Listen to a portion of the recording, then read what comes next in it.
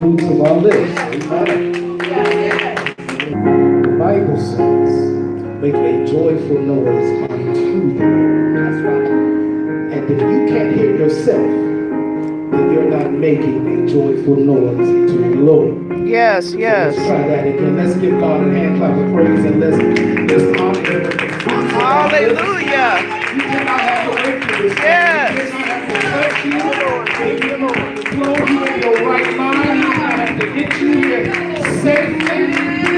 You ought to honor Him just because He is who He says He is. And I know I can.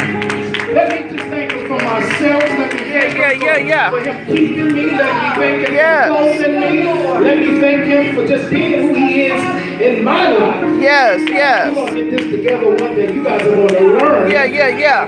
Praise God. Thank you, Lord. At a game, Yes. dance to a song, Yes. sing to any kind of beat. You should be able to honor God for something that He's done. Yes, Lord. Thank you, Lord. I'll leave that right there. Bless your name, God. You're worthy, Lord. Yes. You just can't call Him in the midnight and then expect Him to show up. Yeah. You didn't honor Him in the daytime when you was doing your own thing. You're worthy, Lord. Thank you, Lord. Hallelujah.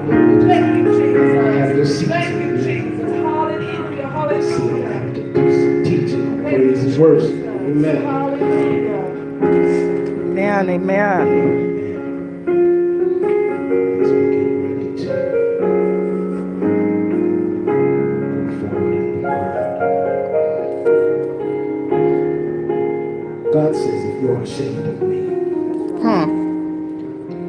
then I will be ashamed of you. Yes. You have to be careful. Because if you can't honor God, there's a problem in your life that is bigger than just being here this morning. But let's go quickly to Genesis 19th chapter. Genesis 19th chapter. We're going to start at verse 15. Jesus.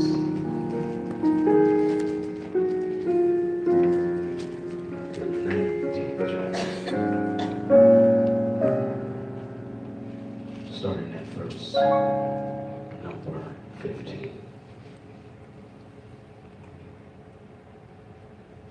Genesis the 19th chapter, starting at verse number 15, and it reads as follows. And when the morning arose, then the angels hastened Lot, saying, Arise, take thy wife and thy two daughters, which are here, lest they be consumed in the iniquity of the city. And while he lingered, the men laid hand upon him, and upon his wife, and upon his two daughters, the Lord being merciful unto him. And they brought him forth and set him without the city. Verse number 17. And it came to pass, when they had brought them forth abroad, that he said, Escape for thy life. Look not behind thee, neither stay thou in all the plain. Escape to the mountain, lest thy be consumed. Let's go to verse number 26. But his wife looked back from behind him, and she became a pillar of salt. But his wife looked back behind him, and she became a pillar of salt. I want to speak real quick from the subject text. I'll go, and I won't look back. Hallelujah. Amen. I'll go, Amen. and I won't look back. I'm reminded of a story that I read just a short time ago. It was the story of 5 frogs. who were traveling down a road. They weren't buddies, they weren't friends, they just happened to be traveling down this road. They came to a point on the road where they could not see in front of them based on there was a curve or a turn they would have to make. So as they jumped, 2 of them fell into a pit and 3 of them did not. The 2 of them that fell in the pit managed not to fall to the bottom lest they would have died, but rather they were on a little cleft inside of the pit. And as the 3 frogs looked down upon the 2 that had fell into the pit, they told them that there was no hope for them. They told them there was no use of them trying to get out, that they are going to die in the pit in which they fell. As they said this, the 2 frogs who had fell into the pit began to leap. They began to jump out of desperation in an expectation of reaching the top, that they may be able to climb or claw their way out. They kept on jumping and leaping, trying to save the life that they dearly loved. But those who did not fall into the pit just continued to harpoon them with insults of that this is it, and that they were not going to make it, and that they weren't going to be able to get themselves out of the pit. One of them finally gave up and fell to his death, but one of them kept on trying. And even though those who were above, their taunts got louder and louder, he still managed to still jump, and he continued to muster the strength on the inside, because there was something that he knew he had to do. And don't you know that he was able, through the strength that he found within, to jump high enough to reach the top that enabled him to crawl out. He gets to the top, he gets out of the pit, and the 3 who were standing down looking at him says to him, "Did you not hear me? Did you not hear us? Did you not understand what we were saying?" And the frog, looking at their mouths and looking at their lips, said to them, "No, I didn't, because I'm deaf. But I thought you were cheering me on. I thought you were encouraging me." The moral of the story is that everybody who sees you in the pit is not trying to help you. They're just trying to see you fall to your demise. My God. I heard Bishop Noel Jones say earlier last week as he preached, he said there's going to be a lot of people who may come to your funeral. But those same people will never come to your rescue. There's going to come a time in your life where you're going to need someone to help you. But because you surrounded yourself with people who are not looking to lend a helping hand, but looking to keep you where you are at, you will never get out of the trouble that you find yourself in. There's going to come a time when you're going to need someone to try to rally the troops. But you're going to find real quick that there is nobody there to rally, because everybody has gone on their separate ways. You're going to find out real quick who are your friends and who are your foes. And some of the people who you thought were your friends are really your. You're going to find out real quick who is in the trenches with you and who are just on the outskirts looking at you, seeing what they can do and report back to everybody else about how you failed. There's going to come a time when you yeah. feel as if you are alone, because you are, because there is nobody with you, because you're surrounded yourself with people who don't know how to help you in your time of trouble. That's right. Say it, Pastor. As we look at the text, and I would encourage you at your leisure to go back and read the entirety of chapter number 19 of Genesis, because you will find that Lot has found himself in a predicament. Amen. And the reason he's in this predicament, because he's aligned himself with some folk who don't have a relationship with God. Amen. And at this very moment, as we do a synopsis of the chapter, his uncle, Abraham, had an encounter with some men who were angels. And in their conversations and in their encounter, they give him some insight on where they are traveling to. They tell him that we are going to Sodom and Gomorrah to destroy the land because of its iniquity. And then them telling him that, they tell him because they know that he has ties to Sodom and Gomorrah, because his nephew Lot has taken up refuge and has called Sodom and Gomorrah his place of home. And because of that, Abraham gets upset. He gets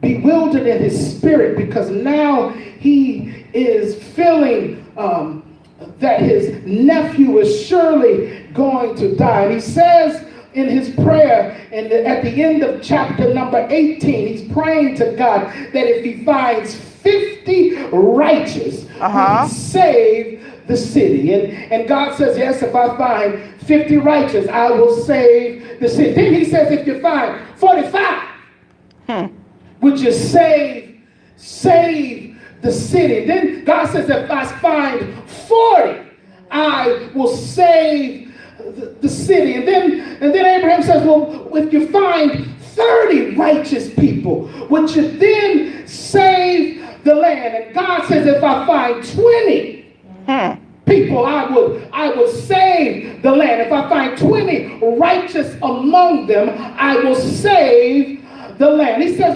well, he was still taken aback, because he understood that he knew there was some wicked people in the land. Then finally, as they end the chapter, he says, if I find 10 righteous among the people in Sodom and Gomorrah, I will spare the land. My God. All he needed to find was 10. Sodom and Gomorrah was filled with people. As the angels go into the city, they encounter Lot. Lot sees them afar off. He beckons them to come into his house. They tell him, no, we will sleep outside. He says, no, you need to come inside, because he understood the mindset of those who were surrounding him. See, Lot understood that he was in a place that was filled with perversion. He understood he was in a place where the people didn't believe in God. He understood he was in a place that there was some wicked and some evil folks amongst them. So he summons the men out into his home. And we won't get into detail about what transpired, because that's a whole nother sermon. But as the morning came, as we get to the text, it says that he summons Lot. And he tells Lot to gather his family. He tells him to get your wife, get your children, and let's go. The Bible records that in verse number 16, that Lot lingered. That as they summoned him, as they told him that this is the very hour, this is the time in which we need to go, he lingers.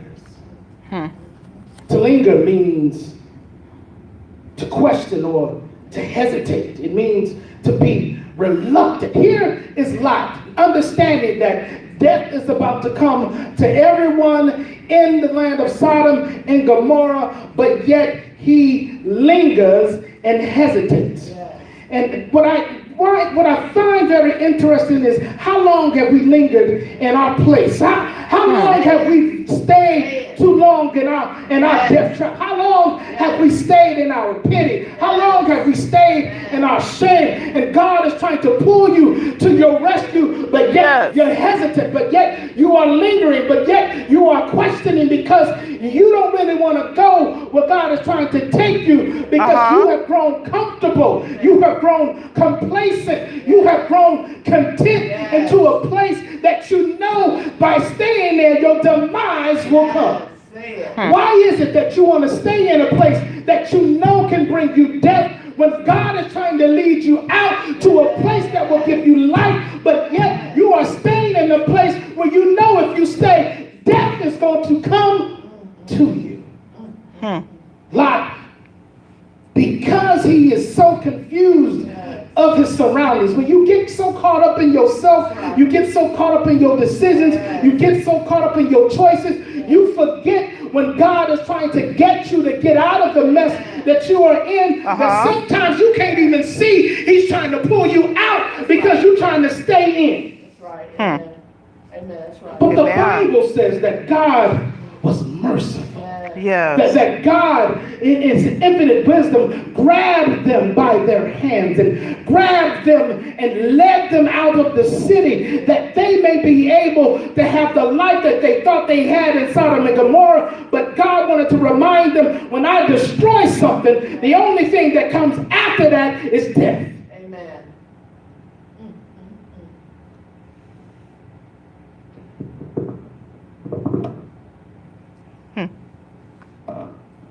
It baffles me sometimes that in a day of time when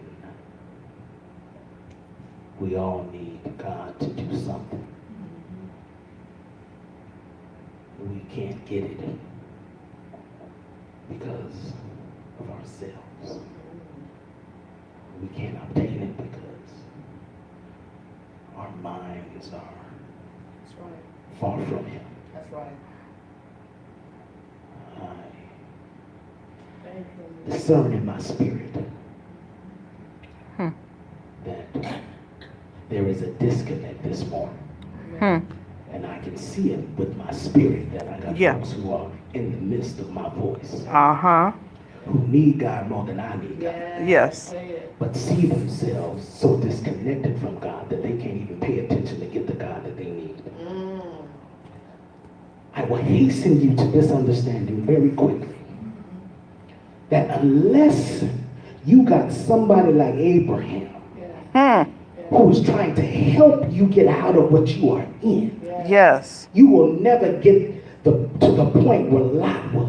Yes. The only reason Lot got a second chance was because he had an Abraham who had a relationship with a God who called him friend and knew that he had established a covenant with him. And said, because my covenant is with Abraham and because I told him he will be the father of many nations and because I have a covenant with him, I cannot take from him somebody that is connected to him.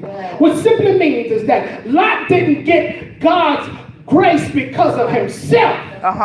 He got it because he had a connection to somebody else who had a relationship with God. Let me help you break it down a little even further. You're not getting out of what you are in because of you.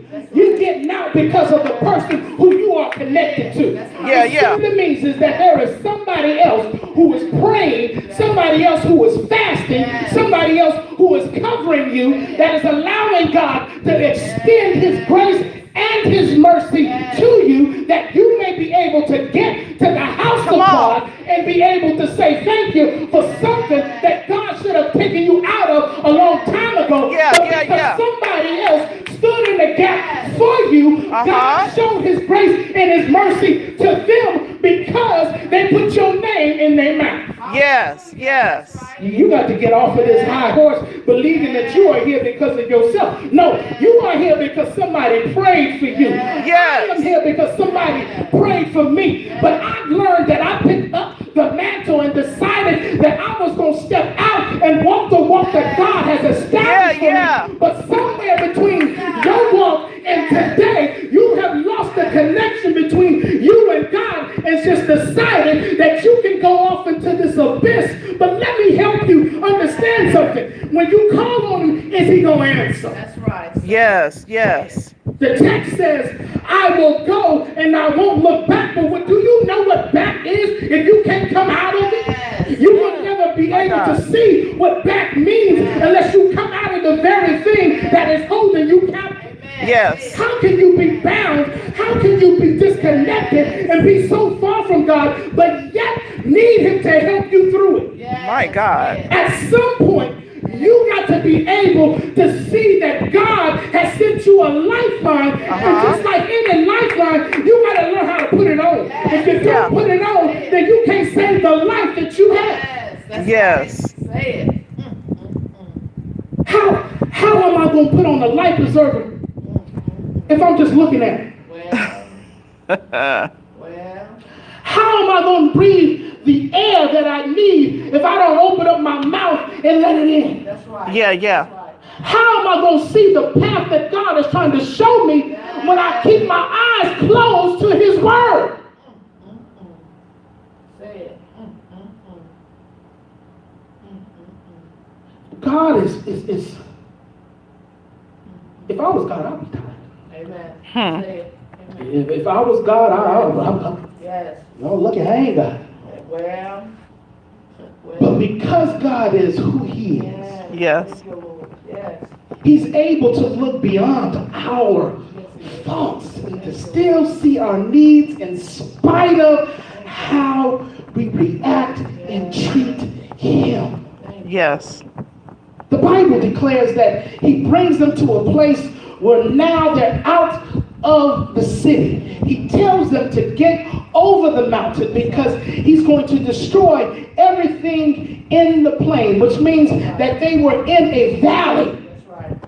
And he needed them to reach a higher place because he was going to destroy everything in the valley. But Lot says, there is a small city over there. I'm not going to make it to the mountains unless I die. Can I get to that city that I see and take safety there? The Spirit of the Lord says, yes, get to the city, for I will destroy nothing until I know you are safe. He goes to the city that is named Zoar. He gets to the place, and then God begins to rain fire and brimstone down upon Sodom and Gomorrah. But before we talk about that, we got to look at the place in which he went. He called it a small city. Zoar in the Hebrew literally means insignificant. See, God is trying to take you to an insignificant place, a place that is just meant to hold you and keep you safe for a moment, not to set up shop, not to build your life there, but he's trying to get you to a place where you can catch your breath and get to the next destination. It doesn't mean the place you are in now is where you're going to stay. God says the only way I can save you is if I can get you to a point where you can recover enough that you can take the journey you need to get your life back. Come on. Too many of you have gotten comfortable in the place that God meant for you to only stay for a moment because it was insignificant. But God is saying, I'm trying to get you to the mountaintop. I'm trying to get you back to your victory. I'm trying to get you to a place where you're going to establish great things. But because you decided to stay in the valley, because you decided to stay in the midst of your trouble, I can't get you too safe because you decided to stay in a place where you can still see your back. Yes. My God. They didn't go far enough. They stayed within the vicinity of all their struggle, all their pain, all their anxiety. When you don't get further enough away from your stuff, That's right. That's right. and you can still smell it, you can still see it, you can still feel it. That's right. How easy you think it is for you to go back? That's right. That's easy. Amen. The instruction was to go and don't look back. That's right. They see the fire and brimstone falling down. Uh-huh. Obviously, I can hear that, and I can just suspect that they heard the screams Amen. of the people. That's right. And Lot's wife looked back. Yes, you did. Some of you may say, all she did was glimpse. No. The Hebrew meaning of look back means to look intently. Hmm.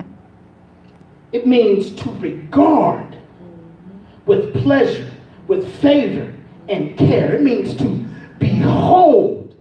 In other words, when she looked back, she began to reminisce. When she looked back, she began to yearn. When she looked back, she began to want to return because she hadn't severed That's right. the connection. Mm-hmm. She was so connected to the place she was in, she didn't know what God was trying to connect her to. The Bible says we are in this world, but not of this world. That's right. But our ways express so different. Yes, that's right. Hmm. Our attitudes express so different. Amen. We are not just in this world, we have become part of this world. Say it, Pastor. And because we've become part of this world, we've allowed some of ourselves to be lost in the world, and God is trying to resurrect that back for himself. Amen.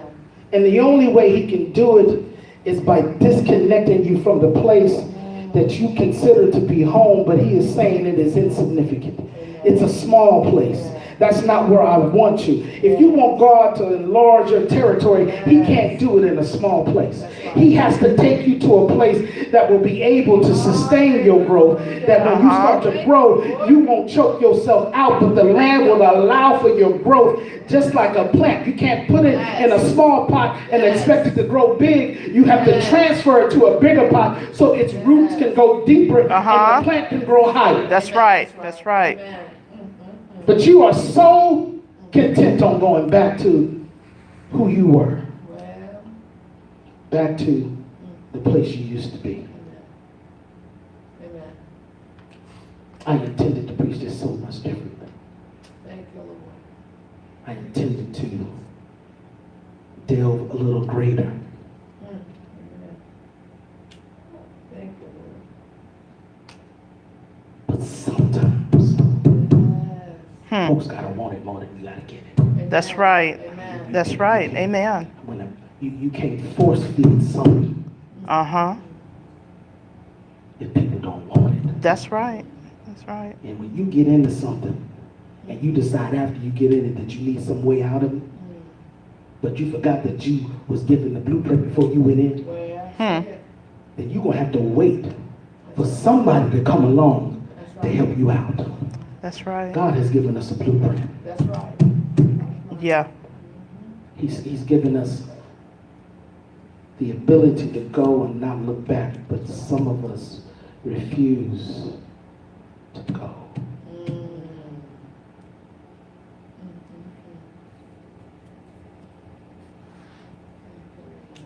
Thank you. Thank you. Go ahead, Q. Thank you. Thank you, Jesus. Let me share with you what happens to Lot and his two daughters, because we find that his wife met her demise because she looked back. That's right. Because they didn't exit the plain, they stayed in the valley. And the other piece that God is trying to get us to see is not only that he wants us to move our natural location, That's right. but he wants us to move our mental location as well. Amen. That's right. Amen. What transpires is as they are in the place called Zoar, his two daughters decide that their father needs a legacy. Because in the fire, Uh-huh. the destruction of Sodom and Gomorrah, their husbands perished because they did not heed the words of Lot. So the eldest daughter decides that they will, one night, get their father drunk. And they will lay with their father.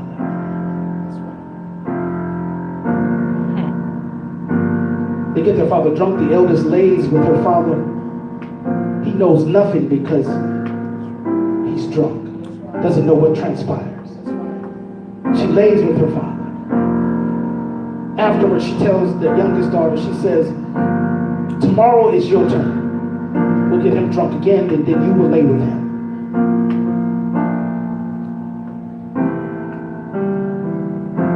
The reason this is important because even though they were outside of the place, outside of the town, outside of the beginning of the demise of Sodom and Gomorrah,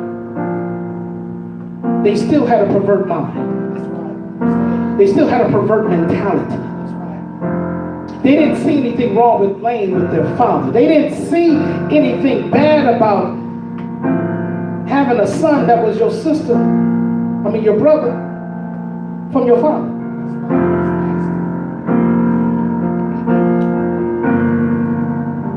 Because of that perversion, what was birthed out of them was a son named Moab and another son named Ammon. They would become the Moabites and the Ammonites, Israel's two greatest foes, who would oppose the legacy of Abraham.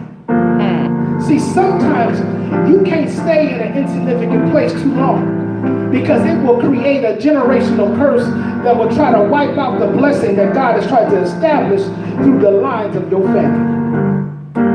When you stay in a place too long that God didn't want you to stay, that he's trying to pull you out of,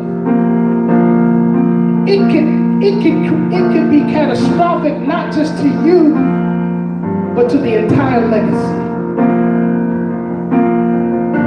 There are families who have generational curses that they are still not through dealing with. Say it, Pastor. Say it. Yeah. Say it.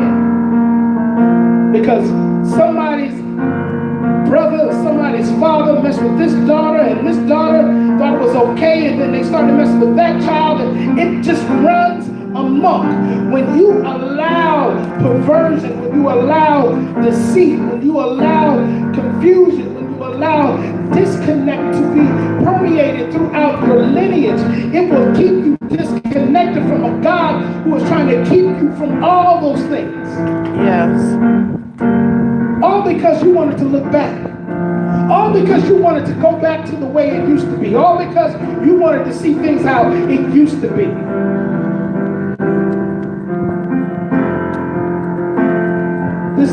This is the 8th month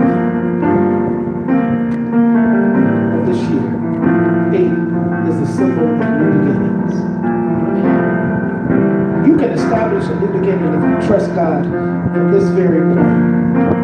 Amen. Reestablish your relationship with God, then he can reestablish the order that he had in your life. Yes. But the only way that can occur is if you give up control of your life to him and don't look back to the life you left. Time out for trying to go back and get stuff that didn't do you no good in the first place. That's right. Those thoughts that you had when you was going through it only kept you bound to the situation or the circumstance that kept you from getting closer to God. Amen. Some folks who you've connected yourself with are the people who are keeping you down. You can't get no higher than they are because that's where they're keeping you. Yeah. They either want to see you right where they are or below. They don't want you to rise above. And those are the kind of folks you're going to have to get out of relationship with. You're going to have to choose your relationship with God or your relationship with them. Because your relationship with them has done you no good. That's But I right. can tell you all the good you can get out of the relationship with God. Why Amen. don't you try it for yourself? Why Yes. don't you see your life be turned around? Why don't Yeah, you yeah. see yourself go higher? Why don't you see yourself rise above? Why don't you see yourself become greater? As long as you stay with the worldly relationships, you're going to keep going back to your pain. You're going to keep going back to your hurt. You're going to keep going back to that shame. You're going to keep going back to that agony. You're going to keep going back to that depression. You're going to keep on rehashing the same old failures time and time again because you want to go back to the things that are familiar. Don't get familiar with your defeat. Don't get familiar with your pain. Don't get familiar with your hurt. But get familiar with the things that God is trying to do to keep you out of that stuff. Yes. Get familiar with your relationship with God. Start praying. Start hoping. Start fasting. Start doing the things that will keep you above those things and allow you to be in good relationship with God. Stop settling. Yes. Yes. You settling but blaming other folks. Come on. If you want to be better, you have to be better. See? If I want you to be better, me want you to be better is only going to help you as far as you want to go. That's But right. if you can connect with what God has for you, Yes. you can go higher. If you can trust God as much as you trust yourself. I hate flying.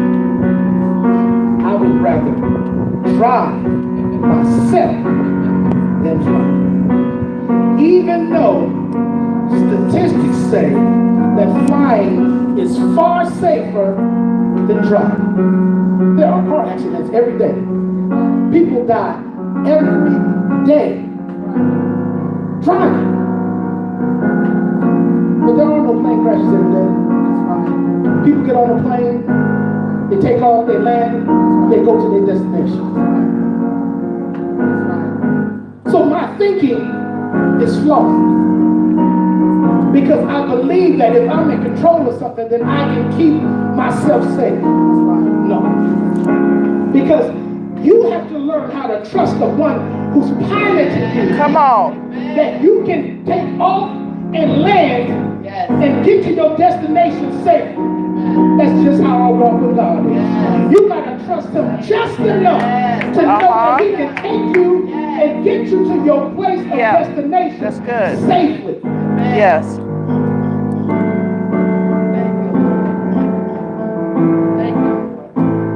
I'll go. Yes.